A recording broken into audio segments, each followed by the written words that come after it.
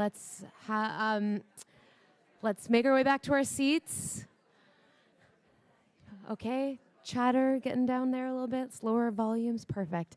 Thanks so much to William. That was an awesome presentation on Bitcoin and blockchain. Now up next, we have Steve McPhee, who is Head of Partnerships and Business Development at Square Canada. Let's give him a warm welcome. All right. Thank you, Anna, and thank you to the organizers of Girl Geeks TO. It's a pleasure to be here. I'm looking forward to our chat tonight. As Anna mentioned, my name is Steve McPhee. I work at Square. Plan today is I'll tell you a little bit about Square, how we're using mobile payment technology to help small businesses increase their sales, and then also look at the other side of the transaction and review sort of the lay of the land of the mobile wallets and the technology behind that, and share a few thoughts on where I see that going in 2016. After that, we can open up for discussion, questions, debate, whatever you guys want. Sound good? All right. All right, well, you probably don't know what this is. I didn't know what this was either before I started working at Square. It's actually a glass faucet or a tap. And I show it because it was created by a glassblower in St. Louis, Missouri, named Jim McKelvey. Jim was a part-time glassblower. He created these and sold them out of his studio. One day, he had someone come into his shop, was very interested in buying one of these, and they retail for a couple $1,000s each. And the person didn't have that much cash, didn't have their checkbook with them. And so Jim ended up losing that sale. And as a artist, that is a lot of money. Later that day, he was talking to his friend, Jack Dorsey. They were talking to each other on their phones and saying, why is it so hard in this day and age for us to accept credit cards? We're basically holding these little supercomputers in our hands, yet I can't get a license to, or I can't get an account to accept credit cards. So from that problem, the solution of Square was born. They created the company to allow small businesses and merchants like Jim to accept credit cards using their smartphone. From there, we've gone on to do other things and realizing that when we started working with these small businesses, that there's a lot of things about running a small business that are really hard. So we came up with a simple mission, simple but big mission, make commerce easy. So the idea here is enabling businesses by making commerce easy is sort of taking things like payments, credit cards, all of those things behind the scenes and really making it disappear and make it easier for, say, the baker to concentrate on baking or an artist to concentrate on her art. And so we continued to build other tools.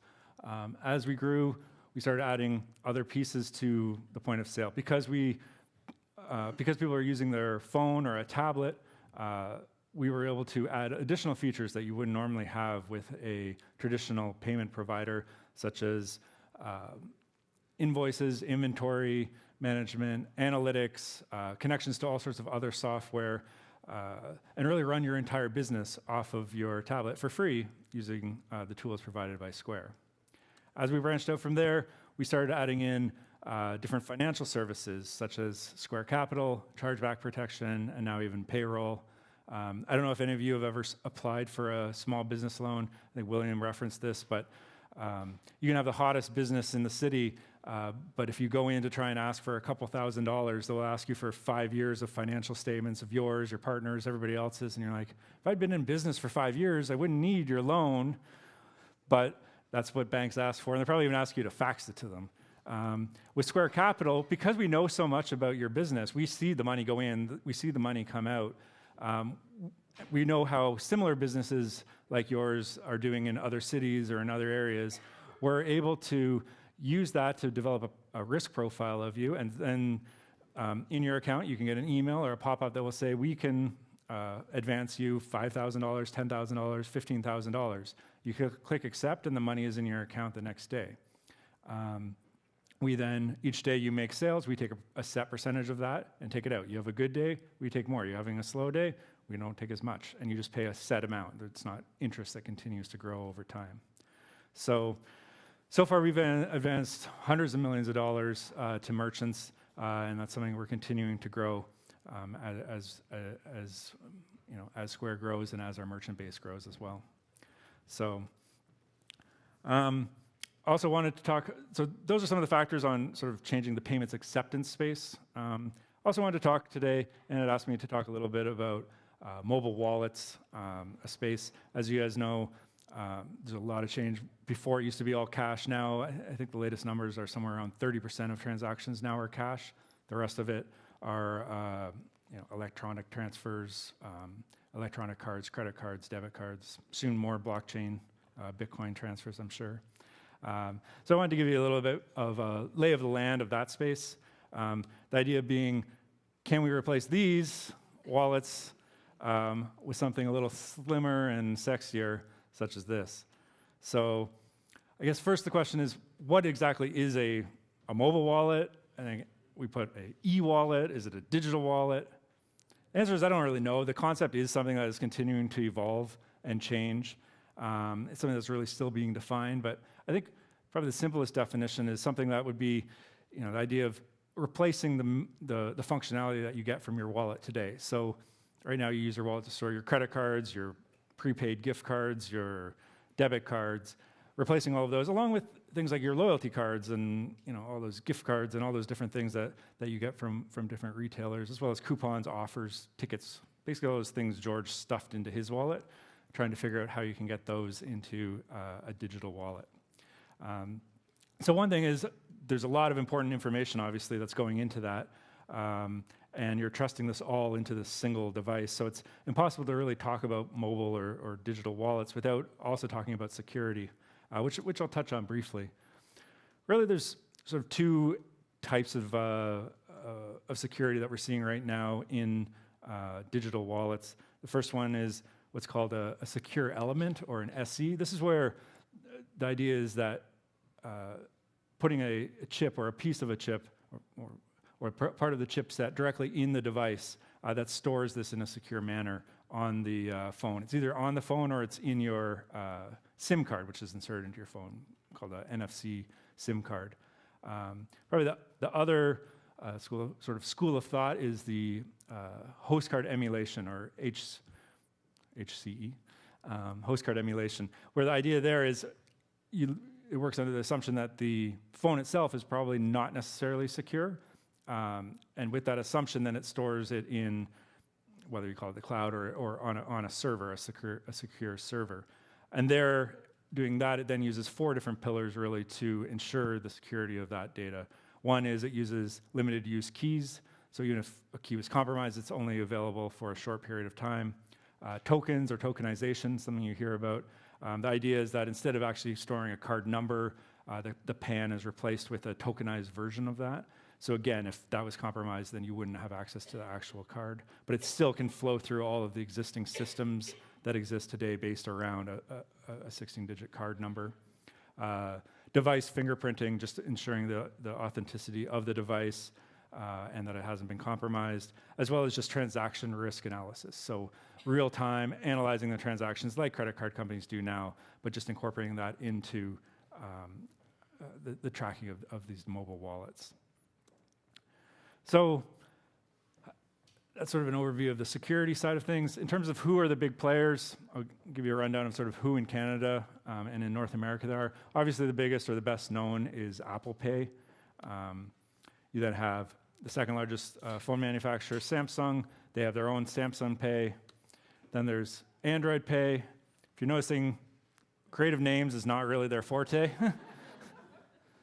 Until you get to the Canadian ones. There are a couple that are Canadian specific. They are not named Pay. First one is something called SureTap, which was part of Rogers. It's since been spun out into a separate company. And the other one is called Yugo Wallet. So if nothing else, the Canadian ones aren't using the same naming scheme.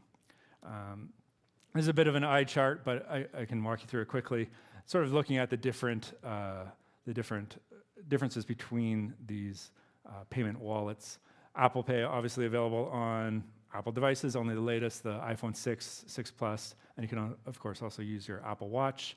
Samsung Pay, guessed it, on Samsung devices, the most recent ones. Android Pay, available on a broader spectrum of Android devices. SurePay, sort of a big list of essentially the latest Android devices, plus being Canadian, they also support BlackBerry devices, as does Yugo Wallet. In terms of which card brands you can use on different mobile wallets, right now in Canada, Apple Pay is only available with American Express. They obviously want to get the other banks on board, and that's something we can talk more about why they haven't or haven't been able to yet. But right now, it's only Amex in Canada.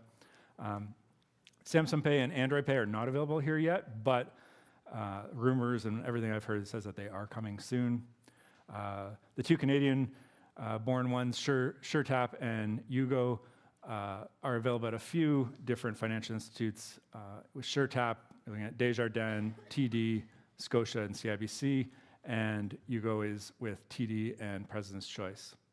In terms of technology, all of these use NFC, which we're familiar with in Canada because it's what we use for our tap or PayWave or whatever you want to call it. With the exception of Samsung Pay, they also have something that they call MST, which is their magnetic stripe transmission, essentially emulating a mag stripe, the stripe that's on your back of your card. Much more relevant in the US, where the majority of the terminals continue to just be mag stripe based. But they all essentially use the same tap technology that we have in our credit and debit cards now. In terms of security, I talked about those different, the secure element versus the host card emulation. Apple Pay is based on a secure element, a proprietary secure element that they have in their phone. They currently don't open that up to anyone else, so other wallets or devices aren't able to take advantage of that. Samsung Pay, they actually use a combination of both. Android Pay, one of the reasons it's available on the most devices is because it is based on host card emulation, so it doesn't require a specific piece of hardware, or it doesn't require you to get what's called an NFC SIM, where if you want to use SureTap or Yugo, you need to go call your phone company and ask them to mail you, or go in and ask for one, and hopefully the guy knows what that is when you go into the store. Good news on the Canadian front, the Yugo has announced that they're going to be coming out with supporting host card emulation as well, which would make it easier to onboard your cards. Although, of course, that will be dependent on the banks agreeing to support host card emulation only. So all of this, I guess one of the big questions we're asking is this a big deal? It's funny, when I was researching this presentation, I came across a lot of articles about digital payments in the mobile wallet, or like I said, the e-wallet, or whatever it was called. And then I looked at the date of these different articles I found, and it was 2010, 2011, this is the year. And so I don't know, to be honest. There are definitely some benefits. I think that last chart I showed and the complexity of which cards can go with which and which technology and which phone carriers is still making it quite difficult to see mass adoption of these. If I had to go through some of the pros, there are definitely some. One is obviously the convenience of having this on your phone. I've found the biggest reason I've ever used the one card I have on my phone is when I've forgotten my wallet, and you sort of walk in and you have that, oh shit, you're at the counter and you don't have your wallet, but you have your phone because you never leave without your phone. So I'm like, okay, I'm gonna try this thing on my phone. I really hope this works. And then I tap my phone and the person at the counter is kind of surprised and like, well, that's weird, but it works. So the convenience of that. Also, as you know, if you're just going out for a coffee, you don't have to bring your wallet as well. If you can just use your phone. Security and fraud detection is, obviously, especially with things that use any biometrics or fingerprints for authentication, lower levels of fraud and security. And again, many people lose their wallet. I know a few people who lose their phone, or if you do, you spend a lot of time and energy trying to find it because it's got your whole life on it. And also just a faster payment experience. Oftentimes, you don't need to sign anything or put in a PIN or even wait for a receipt necessarily because it will all come through your mobile wallet. But really, part of the question is then, so what's next? When will we, or why won't we, what will it take for us to see broader adoption of mobile wallets? I don't have the answer. I have my opinion and my guess, which I'm going to share with you. I think one of the main things that we really need to see is something like what we used to call on PCs and on phones, sort of a killer app. Like right now, it's a convenience. It replaces things that you can already do with your credit card. but there's nothing that really adds a ton of value. Yes, you kind of can see some of your receipts or your purchases, but not always a great value.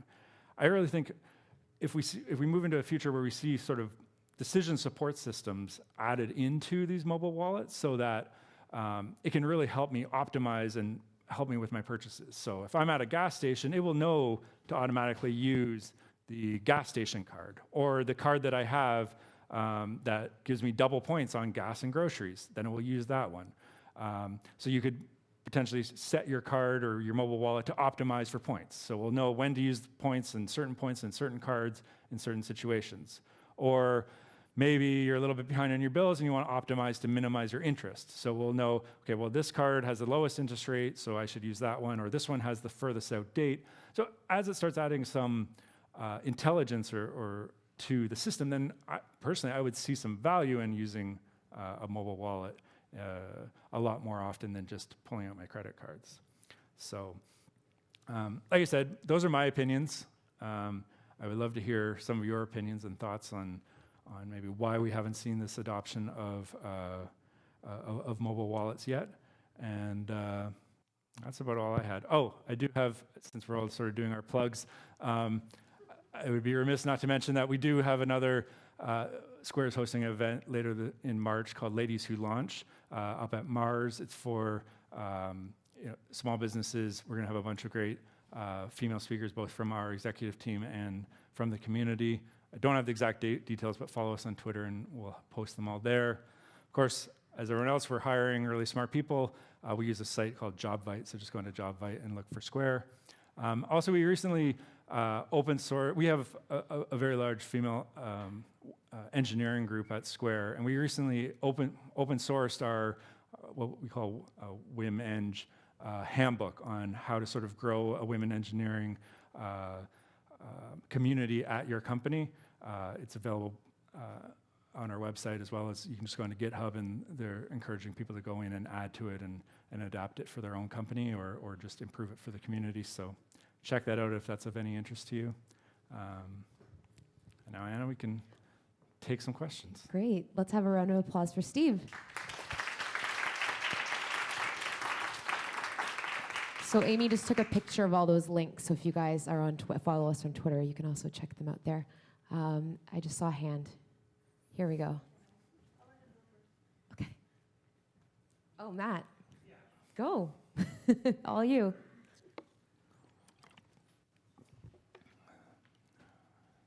So all of these different payment platforms and all these different payment methods, mobile devices, obviously Canada being one of the lower adoption rate for our usage just yet, just because there's not a lot here. How do you see coin entering the market? Obviously with their version 2 with a chip inside of it, but like you've been doing a lot of research, you're saying. What are your thoughts on a single card that takes care of all your other cards versus something like a phone taking care of all your cards? Yeah, I mean, I found coin interesting. If you're not familiar with it, it's the idea that you can have one card and then essentially load in multiple cards into that card. And I don't know. I think if I was going to go through, again, I'm just giving you my opinion. If I was going to do that, go through the trouble of loading all those things in, I probably would load them into my phone. I think coin was interesting, especially when there was a lot of the magstripe usage in the States, and that you'd just be able to switch between different cards. It makes sense there because tap isn't as big of a thing in the US versus here, where I think something like over 50% of card transactions at a lot of, especially in QSR and fast food channels, are now tap. That they just don't have those terminals, or if they do, they haven't been implemented, that they needed a quick and easy solution. I think what I always say is one of the greatest things to sort of bring out tap for us in Canada and for Square particularly was Apple Pay. It just brought the attention to the fact that being able to tap is just so much easier than having to insert your card or put in your PIN, which isn't really something that they have to deal with in the US as much. So I don't know, I find coin interesting. We have a lot of people at the office who have tried it in San Francisco. I also see on our little internal for sale board a lot of people offering to sell them and not a lot of people interested in them. So I don't know whether there's a huge level of adoption, but I thought it was a cool concept. Hi, Steve. Thanks for coming. I'm really interested in Square. I was in Atlanta at a conference recently, and a lot of people had it, and I'm grateful for it because I was able to pick up some things that I normally wouldn't have. But I'm trying to live a lifestyle where I don't utilize my credit cards as much. I just have 2 credit cards, and they're both business credit cards because I go crazy on shoes, I'll be honest. Yeah. So how do we load cash? That's one of my greatest concerns. Well, how do we utilize cash and the wallet, the e-wallet, and also with Square, if I had a small business and I wanted to maybe use Square as part of my company, what do we need to do to become a member of your company or get loans? That's also Sure. interesting. For the first question, when you say cash, do you have cash under your bed or in a bank? If it's in a bank, then you could always then you could use your debit card, other than your credit card. Obviously, one of the reasons we've seen a lot of when banks and there's a lot of people sort of vying for sort of this land grab of owning these mobile wallets is because they realize that if they own it, chances are they'll have the chance to be the top of the wallet, the top card or the default card. But you can put in your debit card, which would debit your bank account, and just not put in those credit cards and just keep those tucked away until you want to buy shoes. But yeah, so obviously, yeah, they can be linked to credit cards, but they can also be linked to debit cards, and then it would just come straight out of your bank account. For actual cash, I mean, I guess you could buy prepaid cards if you're trying to find a way around it, but converting actual cash into a way to use it in a digital thing, I think, yeah, you're stuck going. If you don't have a bank, then buying a prepaid card and loading a prepaid card, so buying a $100 card with $100 cash and then putting that into your wallet is probably the best way to go. To answer your second question, in terms of how to get on board with Square, really simple, go to square.ca, you can sign up. It's a 5-minute sign-up process. We'll mail you a free reader. Or if you're impatient and you want to, you can go to the Apple Store or Staples and buy a reader. It's $10. We'll put $10 into your account. So it's essentially free. And you can be up and running in 5 minutes and accepting credit cards. And the money appears in your bank account the next day. Okay, and I have one more question. So if you're saying we use our debit card, so for instance, if I'm traveling and I'm going on a business trip and I'm going from Europe to America or Europe back to Canada, somewhere where I will need to have multiple currencies. Yeah. How do you handle that if I want to use my e-wallet and because especially when I travel with my company, they give me money. They think that's your money to spend, Okay. right? And I don't want to be using my debit card because I'll be dinged each time because I'm in a foreign. Yeah. Well, in terms of cross-border, the wallets, one of the benefits of them running over credit card rails, whether it is using like Visa for Visa debit rails or using it for the credit rails, that's one thing they've done a really good job of. Visa, MasterCard are everywhere. And so you can make a purchase in Europe using your American card or in Canada, all over the world. And that's essentially their business, is they have this network all across there. The exact currency conversion really right now still happens at your issuing bank. So the bank that issued your card, if you read the fine print, it will tell you how they convert you. Generally, they take a few extra percentage points, of course. They are a bank. And it will get converted back to your currency. That would be the same in a mobile wallet as it is with credit cards. I actually have a quick question myself, and kind of for both of our speakers, because they're still here. William's back here, guys. I guess we keep hearing about the idea that banks, the reason fintech exists is that banks are slow to innovate. And I know, I know some banks that are doing some cool stuff, like they're building their own innovation labs, like Capital One's doing that, Scotiabank's doing that. They've hired designers from Google. They're trying to reinvent the whole consumer-facing aspect of banking for the new kind of mobile generation, but they're still quite slow. What would both of you say is the biggest sort of Achilles heel of banks that you've noticed through either through working with them or whatever it is that makes banks so slow to innovate? I think William nailed it in that it ties back to regulation. Like, they are big and regulated and they have to follow certain rules. Square, when we started, one of our four corners or pillars of our company is break the rules, because that's actually how we got started. We started off with one person's account and then signed up a bunch of people that were taking transaction and broke a whole bunch of network rules. But use that as a proof of concept to go to the banks and the networks and say, look, there is actually a business here. Let's not break the rules, let's change the rules and bend the rules. For a big bank to do that, that's very difficult because they have so many regulations and things. So it's not necessarily, in my opinion, they don't have a desire to change. They often do, and you see it through these attempts at innovation labs and different things like that. But there's just this inherent, the regulations that they're under make it much more difficult. Yes, and I would add to that they have big systems. So every time they add something, they have to hook it up to the inside of some big something, whatever, mainframe or something. And that slows everything down. Every time you want to integrate something, it's maybe 18 months if you're lucky. So what I tell the banks is try to innovate outside of your big systems. It's tough. I mean, they have the intentions, but it's tough because they have to hook up to their main nervous system. That said, I think we will see more innovation in the business-to-business side of the banks, like for them to streamline their business processes and their costs much faster than on the consumer side. Banks have not been very good at attracting new customers, especially not millennials. And I don't remember the last time that a bank, successfully moved me, or I mean, you move because something bad happens, or your family has been there for a long time, so you stay there. But there are lots of new millennial banks that are mobile, smartphones, and they are more interesting right now. So that's the challenge for the banks on the consumer side. Thanks, guys.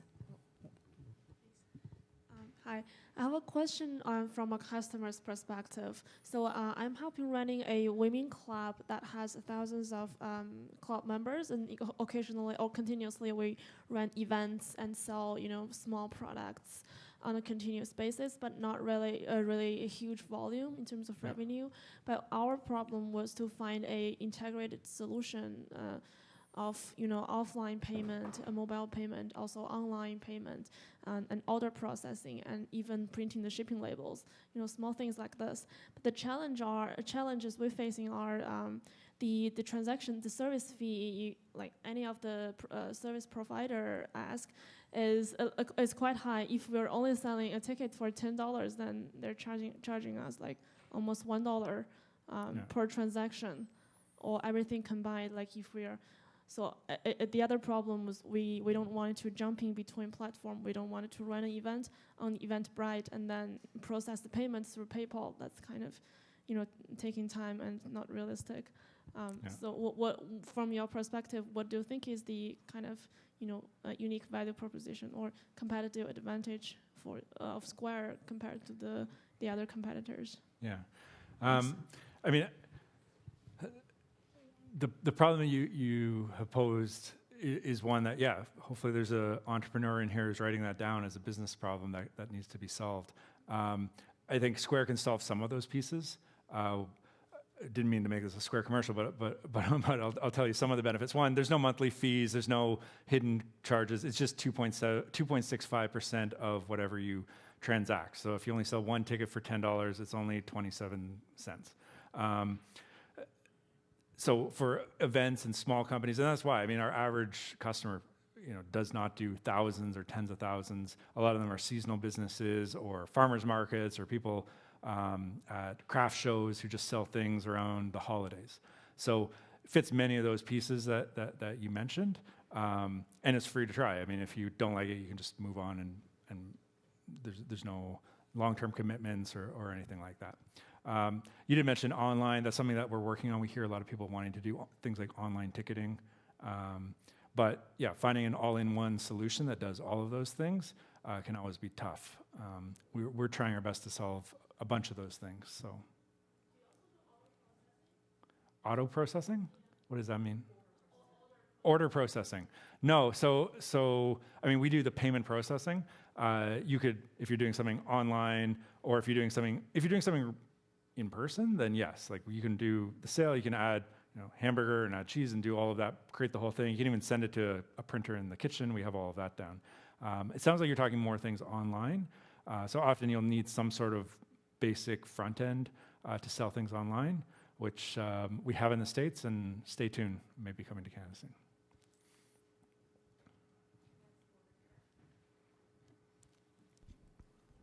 Hi, Steve.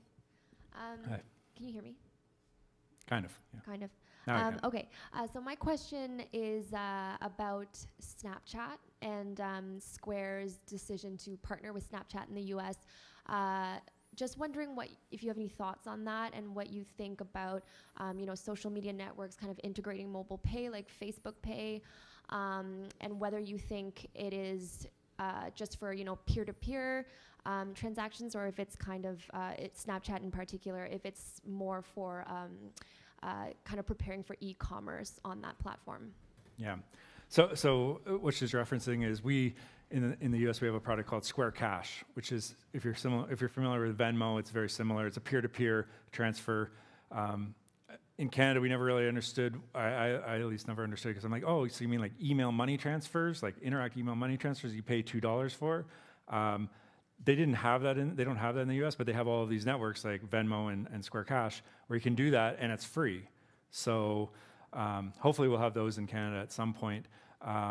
But that product, Square Cash, we partnered with Snapchat for Snapcash, allowing you to do that, but using your social graph of your Snapchat friends, and you can actually do it from within Snapchat. And there's also one that Facebook has one and Google has one. So will those grow? I don't know. The most successful so far has been Venmo, which has been a standalone, simple, really good at one thing. I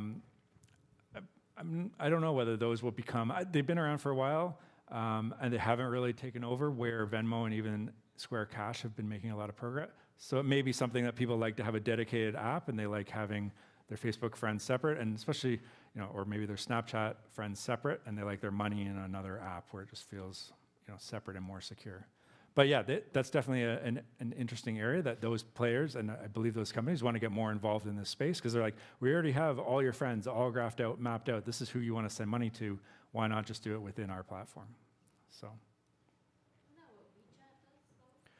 WeChat, yeah, WeChat and in Asia does that, and that's probably why the North American social networks are sort of seeing that's a huge thing in Asia. Will that be a huge thing here? I'm not sure, but yeah, in Asia it's massive. Yeah. Hi. Hi. I had a couple of questions. So I was just wondering, what is the relationship, like money-wise, between those financial institutions and the different e-wallets? So, like, are they paying to be on a particular e-wallet? And also, is there a difference in their placement? If they're like do they pay a premium if they're like the first card? And then also, I wanted to know who owns the data, all the transactional data. Like, is it the e-wallet or is it the financial institution? That's all. Yeah, those are great questions. I'll do my best to answer them. In terms of right now, oftentimes the wallets are actually either backed or owned by those brands, or it will be a negotiation between the wallet and the brand. So in Amex's case, or in the other credit cards that aren't in something like Apple Pay, it's a question between the issuer, so the person who issues the credit cards, and the mobile wallet. And part of those negotiations between those parties is also things like data and ownership and customer relations, because one of the things that the credit card brands and the bank cards are worried about is normally you see the card every time you pull out your wallet and it's a nice shiny one, or it has the Visa logo, and so you know to use that one. There's a lot of concern that will go away once it's inside your phone and you're not always seeing that, and then suddenly you're like, well, which one's Visa?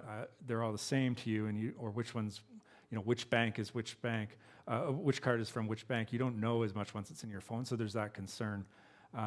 So in terms of fees and data ownership, that's definitely it's a piece of negotiation between the individual wallets and the issuing banks, and it's probably one of the main pieces of contention of why we haven't seen more banks come on with Apple Pay. They're concerned with a couple things. One, Apple obviously wants to get their cut of every transaction, and the big banks are reluctant to necessarily share that pie with somebody else. And then there's also the piece of authentication. Traditionally, the identity verification is something that would rest with the bank, and they're saying, well, we're the ones that are taking the risk if this is fraudulent, and now we're passing on that IDV to the thumbprint. And sure, Apple, we trust you, that's right, but we're letting you decide whether this is actually the person, but if it's not, we take it on, and they're not really comfortable with that. So, or at least those are the points they're negotiating over, it seems. We recently saw that Walmart has actually entered the race and is testing out a payment system, I believe, down in the U.S. Yeah. What are your thoughts on that and sort of retailers entering that space? And I think it's, again, this sort of race to own consumer data. Things are going to get fragmented. How do you see that playing out in the future? That's a great question. So Walmart recently announced that they're coming out. Is it called Walmart Pay? Or is it Walmart? I'm going to guess it's Walmart Pay. And it's actually an interesting one because obviously it's at Walmart.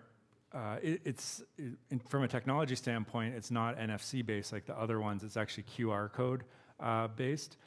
Walmart is always looking, and all the largest retailers are always looking at ways of reducing their costs. Specifically, their costs around acceptance of credit cards. So they have to pay interchange, they have to pay these 1 or 2% fees, and on the volume that Walmart does, that's a large number. So they've actually looked at ways of trying to circumvent. They had something called Currency, which was their attempt at creating sort of a competitor to the credit card networks and having a mobile wallet that ran just on their own network and rails. The Walmart Pay is interesting. I'm curious too to see how that will pay out or play out. I think the fact that I've only seen it on videos how it works, and the fact that you sort of have to scan a QR code and then put in something and then it pops up on the register. It seemed not as convenient and not as nice a user flow as some of the mobile wallets like the Apple Pay where you just pull your phone or your watch. So they may, if anything, they may just be using it as a piece of leverage with the other mobile wallets and payment schemes to just say, well, hey, we have our own, that's costs us way less, use that as a negotiating tactic. There's one question there at the back. Ken, if you can get that. Yeah. Hi, thanks. First, I don't know if this is on. Can you hear me? Yep. Yeah, okay, great. I've been a huge fan of Square for a very long time, and it's actually allowed me to test things in my early startup that I probably wouldn't have been able to. And I've been really fascinated just by the product innovation behind it, the simplicity, and kind of the way it's opened doors. Yeah. So the question I had was around the product and the innovation specifically in Canada. Like today we've heard so many asks, can it do this or that? And in the Valley, it's very different, right? You have probably more liberty to test. We're not as regulated. So from your point of view, I was just wondering how you see kind of product innovation planning out specifically within the Canadian landscape. Yeah, it's something, being on the Canada team, it's something that we're always pushing for. You are right. Square, and as with most American-based companies, the idea is sort of launch locally, test it in your market, get product market fit, and then roll out internationally. I'd say a large percentage of our time is spent sort of saying like, hey, remember Canada, bring it up here. We have lots of consumers who are really excited about these things. We're actually a very advanced payments market in many areas, such as NFC and tap. That's just something new to them. So we're really trying to push in the areas that we feel Canada is a good, strong testing ground for. But it's just a classic thing that you have with all companies when you have a market that's 10 times your size south of the border, just making sure things come up here. But we're working hard at trying to bring some of the innovation that we're seeing there up to Canada as soon as we can.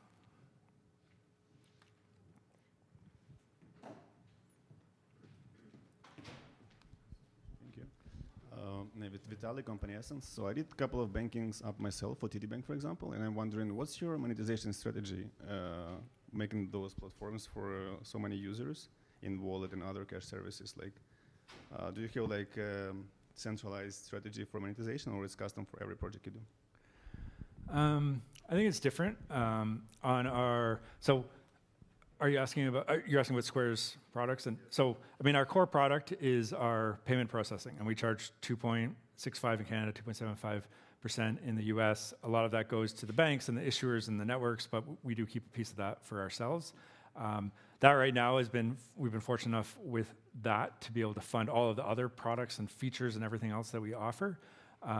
Although we are starting to have other value-added services. So like capital, the thing I mentioned, we can give you a cash advance for $10,000, and then you have to pay back $12,000 or some number greater than $10,000. And baked into that is part of our fee for that. Things like payroll is also a service that a lot of businesses pay quite a bit of money for, and Square's coming out with a simple, easy, clear pricing, no hidden fees, ways of doing that. So, yeah, I'd say most of our products generally have a fairly clear, especially when you're looking at value-based companies where there's things where you're like, how is this company ever going to make money? Square is, I found unique in that there is a pretty clear revenue path, in that the market for payments acceptance generally takes a small percentage of each transaction. So we have that. Was that the piece that you're asking about, or were we asking on the, yeah? Mainly, to summarize the strategy you employ, so it's 2.75% and some extra interest for the cash card and the thousand? Well, so on the capital side, as loan or a cash advance, there's an additional fee for that, and then the discount rate, or 2.65 that you take of every transaction. And then we have a handful of SaaS-based products that you can pay a monthly rate for. Okay, we have one more question over here, and that'll be our last one of the evening. Thanks for your talk, Steve. I'm not sure if you're able to talk about it, but the question that was asked about how to sell things online and going through Eventbrite and taking that, saying, is Square going to go into the online e-commerce area? And you said, stay tuned. Is that something you're able to talk about right now? Are you talking about what we have in the US, and then reference my last question about us trying to get things up to Canada? So in the US, we do have something called Square Store. It's a simple online platform, not as complex as if you were using a Magento or a Shopify or a full-out e-commerce. But there's a lot of businesses we find that I just have one ticket, I have one item I want to sell. And what we do is we have that, no monthly fees, nothing. We charge our usual rate, and gives you a simple way of selling that online. We have that in the US. We're actually even adding more things for things like event tickets and things like that. And then, yes, bringing that to Canada as soon as possible. Yeah. Unless someone else is there, I can't find it. Yeah. Good to know. I'm going to bring that back to the product team. Yes. Awesome. Okay, thanks so much, Steve. That was a really great talk. Everybody, round of applause for Steve. Thank you.